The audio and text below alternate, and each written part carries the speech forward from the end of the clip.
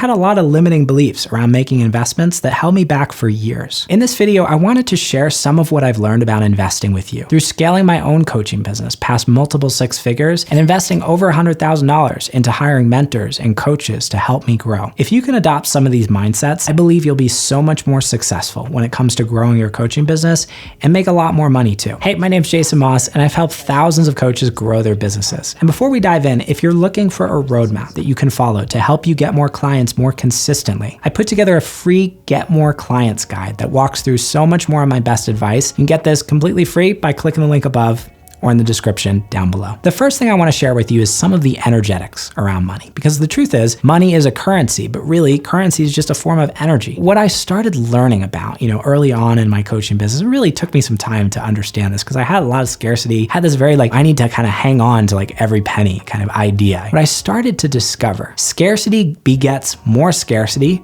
and abundance begets more abundance. There's this phrase in the Bible, the rich get richer, the poor get poorer, whatever it is. Why is this? Well, it's a law of nature. The reason it works this way is because when you're in a place of scarcity, it's almost impossible. You really can't attract more money into your life. The key to making more money is you have to get better at letting it go and being more in this abundance mindset around making money, which means there's always more money flowing to me. That is when more money will come to you. So looking at your relationship with money, do you have a scarcity belief around money? Is there not enough? Is there this idea that, I need to hang on to every penny or save? How can I shift more into that abundance mindset? If you can do this, you kind of shift your energetic relationship with money, you're going to make a lot more as a result. The second thing I want to share with you is identity first. Honestly, all of my high-level clients, oftentimes when we work with them, the first thing that I do with them is this identity work. Because here's the truth. When it comes to growing a coaching business, when it comes to creating anything that you want in your life, you can only have what you first become. That's how life works. Most people spend all of their time focused on how to manipulate external circumstances to get what they want. So if it's,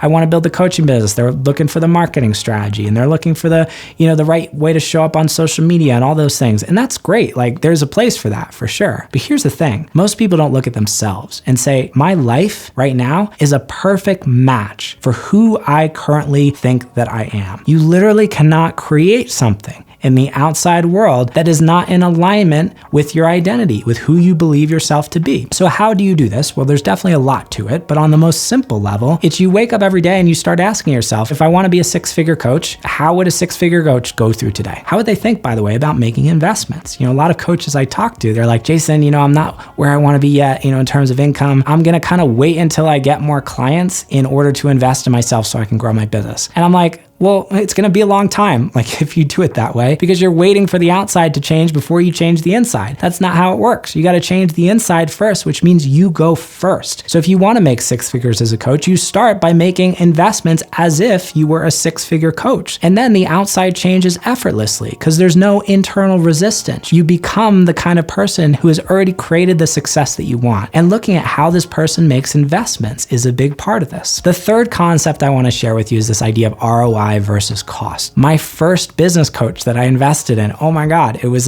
such a slog trying to get through that sales process because I had so much resistance. It was only $2,700, but in my mind, I was so focused on what this program cost and what I was giving up and what happens if it doesn't work out or whatever it is. And I was completely blind to what am I going to make on the back end? What is that going to generate for me over the next year or 2 years or 5 years or 10 years? If I just learn 1 or 2 or 3 things in this program that I can apply, I could probably make 10 times or 100 times that on the back end. And that's exactly what happened. I made over $100,000 from applying what I learned in that program over the next few years. The thing is, really successful coaches, the way they think about making investments is they don't get super fixated on what that cost is, that number up front. They look for ways to multiply their money. Just like you would invest in the stock market. You're not thinking, okay, I'm, putting all this money in and it's disappearing. You're thinking, what am I going to get in return? I'm going to get some kind of, growth in that portfolio over a period of time. And that is what the most successful coaches look at their money as an investment, which is I'm more concerned at the ROI than I am at the cost. Where is your mindset around making investments? Are you super fixated on what something costs up front? Are you more focused on what is that long-term return? And that brings us to the fourth concept, this idea of want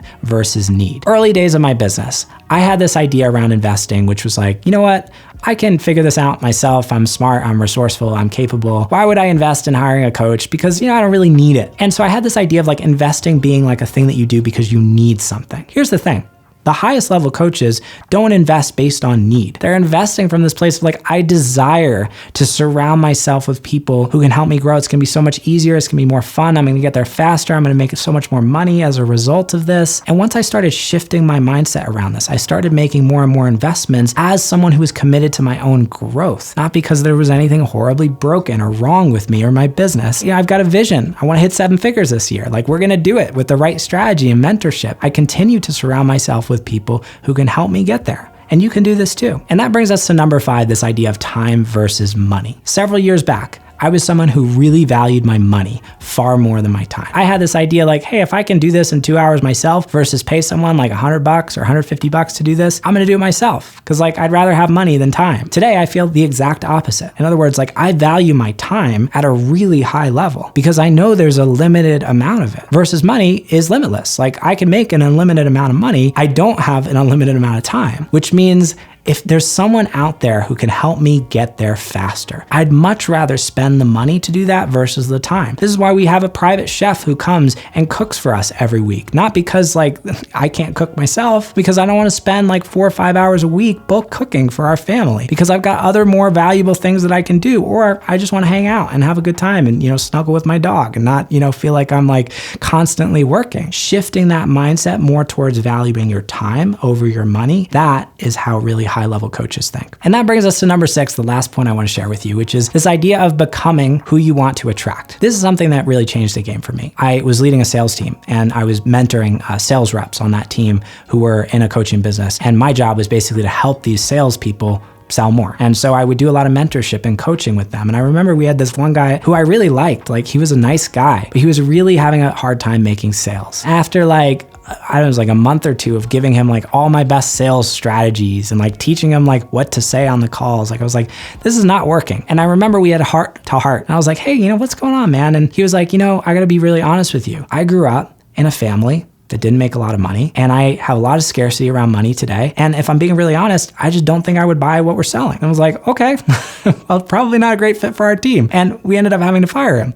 But it became so clear to me in that moment. I was like, this congruence between who you are and who you attract. And this idea that like, you have to become the person you want your ideal clients to be first, which means you look at every area of your life and you say, okay, if I want people who are decisive, how can I be more decisive in my life? If I'm asking other people to invest in me, am I also walking the walk? Am I becoming the person that I want my ideal clients to be? And as you start to do this work on yourself, that starts to shift the type of people who you draw in and also how you lead people through those conversations. And it makes it so much easier to sign up more clients, to make more money, and to grow your business as a result. Okay, so I hope you found this video helpful. And as I mentioned earlier, this is one key to success when it comes to making more money as a coach, getting better at making investments, developing healthy beliefs around how you think about investing, and you also got to have the right strategy in place in your business. And if you're looking for a roadmap that you can follow to help you do that, I put together a free Get More Clients guide that walks through so much of my best advice on how to do exactly this so you can get more clients and grow your business and